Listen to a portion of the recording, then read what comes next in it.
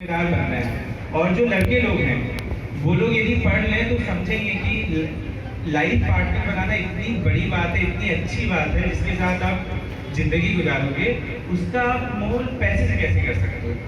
हाँ, ये होता है, खुशी होता है कि लोग एक दूसरे को कुछ कुछ गिफ्ट देते हैं, लेकिन कभी इसका ट्रांजेक्शन की तरीके से नहीं देखना है।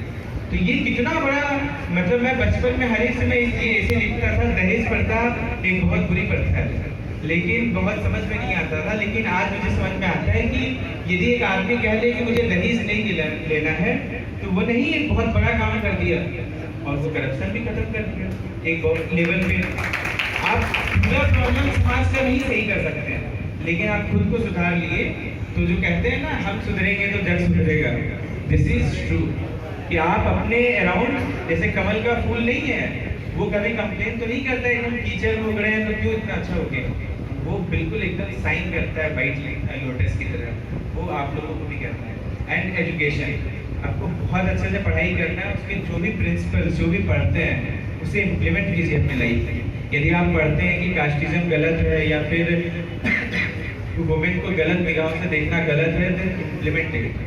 ऐसा नहीं कि बस आप बुक और पेन में लिख के आ गए और फिर निजी लाइफ में आप वही काम कर रहे हैं, अदरवाइज इसका कोई पॉइंट नहीं है।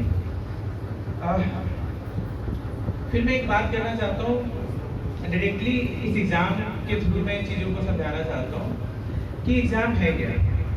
मुझे लगता है ये एग्ज़ाम ऐसा चीज़ नहीं है कि आप एक दिन सुने बस आपको पता चल गया कि क्या काम करना है। ये एग्ज़ाम एक प्रोसेस है, और हर एक प्रोसेस, जैसे एग्ज़ाम में 3 स्टेज हैं, प्रीलिम्स, मेंस और पर्सनालिटी टेस्ट, तीनों का अपना ही इम्पोर्टेंस है। और तीनों लोग जो बहुत अच्छे से समझते हैं वो समझेंगे कि एक्चुअली वो डीएम किस तरीके से अपने लाइफ, अपने दिनचर्या में एक एक डिसीजन लेते हैं, हर एक चीज़ का वो इम्तिहान है। जैसे मैं बेसिक रिक्वायरमेंट की बात करूँ यूपीएससी एग्ज़ाम के लिए, तो सबसे पहला रिक्वायरमेंट है कि why do you want to become an IAS officer या फिर आईपीएस ऑफिसर या कोई भी ऑफिसर बनना चाहते हैं। यदि आपके मन में है, ये जरूर हो सकता है कि हम अपना लाइफ अच्छा करना चाहते हैं, विच इज ट्रू। यदि आप निकाल लेते हैं, तो मैं जब अपने घर अभी गया था तो एक अंकल मुझे मिले, वो टीचर भी थे, उनकी 5 बेटियाँ थी, और वो 5 बेटी को इतना उत्सुक हुए कि मुझे 5 बेटी को पढ़ाना है। वो पढ़ा भी रहे थे और इससे उनको और भी मोटिवेशन मिला।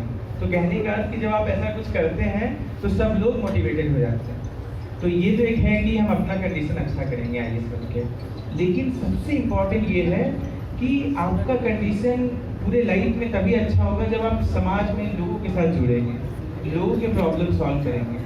और यही वो तरीका कुछ भी हो सकता है। कोई लोग एजुकेशन में काम करना चाहेंगे, कोई हेल्थ केयर में, कोई लोग आपदा प्रबंधन में काम करना चाहेंगे। आप हर एक फील्ड में लोगों की सेवा कर सकते हैं, बस लेकिन मोटिवेशन बहुत क्लियर होना चाहिए। और यदि मोटिवेशन क्लियर हो गया, then IAS is just a platform. और ऐसा नहीं है कि अब जब हर एक साल 800 लोगों का ही होता है, 2 से 3 लाख लोगों में, तो जाहिर सी बात है सबका नहीं हो सकता है। लेकिन हम यदि पढ़ाई अच्छे से करेंगे, हमारा कैरेक्टर अच्छा होगा, then we will do wonder things in life. मुझे कभी भी दुख नहीं होता था इस बात का कि मेरा आईएएस नहीं होगा तो क्या होगा। Although I was very lucky कि मैं एक अच्छे कॉलेज बैकग्राउंड से हूँ, मैं ऑलरेडी रेलवे सर्विस में ट्रेनिंग कर रहा था, लेकिन मेरे को हर एक में लगता था कि रेलवे सर्विस में ट्रेनिंग, मतलब रेलवे सर्विस में सर्व करना, जो कि आप 24 घंटे इंश्योर करते हैं कि ट्रेन चले, सिर्फ चले नहीं, टाइमली भी चले, सिक्योर्ड भी चले, और सब लोग सही तरीके से जाएं। ये इंश्योर करना एक बहुत बड़ी मशीनरी है रेलवे, और उसमें सर्व करना एक अलग ही अनुभव है। तो वहाँ भी मैं खुश था, उसके साथ में कुछ ऑर्फनेज का काम कर सकता था। तो कहने का कि ये यदि आपके अंदर रहेगा, then you will never face difficulty in life. आप हर एक समय एनर्जेटिक रहोगे। और द थिंग इज कि इसका मतलब ये नहीं कि तैयारी अच्छे से नहीं करना है, जब कर रहे हैं तो बहुत मन से करना है। जितना भी, जैसे सर बताए ना, डीएम सर, कि प्रोफेशनलिज्म होना चाहिए आपकी तैयारी में, बिल्कुल होना चाहिए। और वो मैं बताऊंगा अभी कि कैसे होना चाहिए प्रोफेशनलिज्म। तो इस बात के बारे में बात की कि वाई आईएएस। फिर दूसरा रिक्वायरमेंट है hard work as well as smart work. Hard work के बारे में मैंने पहले बता ही दिया कि क्यों जरूरी है। और बहुत ज़्यादा ये मत सोचिएगा कि हम बहुत हार्ड वर्क कर रहे हैं, यदि करना पड़ रहा है तो करेंगे। जैसे सेकेंड अटेम्प्ट में मैं ऑलरेडी ट्रेनिंग कर रहा था, मेरे पास काफ़ी कम समय होता था, मुझे एग्ज़ाम भी देने पड़ते थे, हर एक वीक 3 एग्ज़ाम थे, टोटल 13 एग्ज़ाम दिए थे मैंने उस प्रिपरेशन के दौरान, और मैंने कभी चीटिंग नहीं किया। फर्स्ट वाले में ट्राई किया, फेल कर गया, देन रियलाइज कि नहीं ये नहीं करना है मुझे। क्यों करना है जब ये काम कर रहे हैं तो वो भी अच्छे से करते हैं।